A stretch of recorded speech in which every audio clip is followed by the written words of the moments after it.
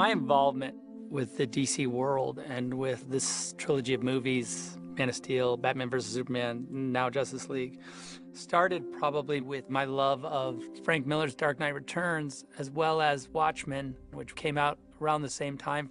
And both influenced me a great deal in, one, my love of sort of DC properties and DC as like the home of deconstructive, subversive comic books. It really influenced the way I thought about movies and the way I thought about storytelling in general. You know, I'd made films from when I was 11. Like, all I did is shoot films with my neighbors, and I just made these Super 8 movies. You know, we did like a remake of Apocalypse Now and a bunch of like, you know, it was always very, it was always super ambitious. Then I did have ambition to be an artist. I went actually to a school in London called Heatherley's School of Fine Art. And so I was really interested in the human form, and I think that has made its way into my movies a little bit. Then I came back and went to Art Center College of Design in Pasadena, and that was really incredibly influential for me because it was a place where your own voice and your sort of vision was really cultivated. And so when I got out of school, I went to work pretty much right away making TV commercials and music videos. And I did that for almost 10 years.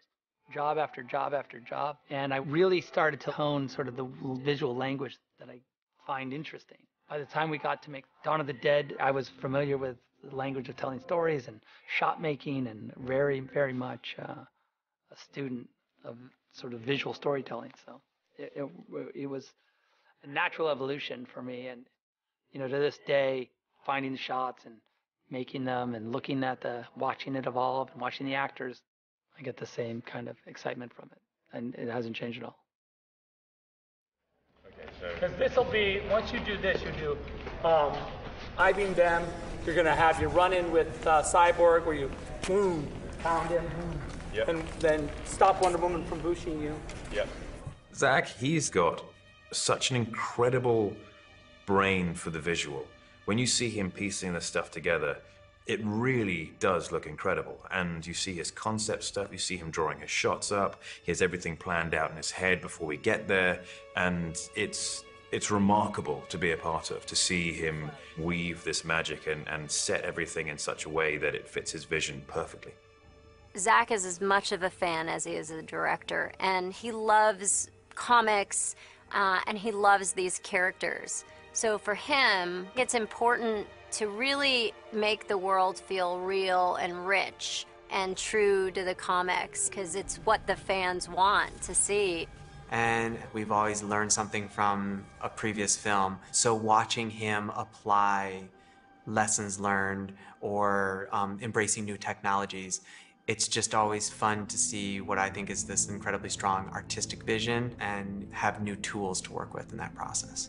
So Zack, what's the challenges for you on this? I want to do mediums and close-ups in continuity, so I would have both performances from the actors in a single take, so they didn't have to repeat it, so it could be more spontaneous, and then also so that as the camera drifted between the two characters, or the 5 characters in this case, that you could stay within the continuity.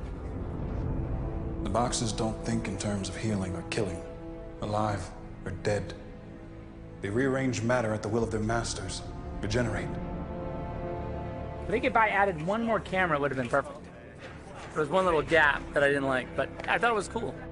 Cut! Cutting. That's good, you guys. My normal process is I read the script, look at the scenes, talk about the scenes, create the scenes, and then I sit down with the script, and from page 1, I start to draw. And it takes me maybe 2 or 3 months to draw the movie. It's like a way to make the movie, in your mind, you've shot the shot. So when you actually go to film it, you're a little bit more comfortable.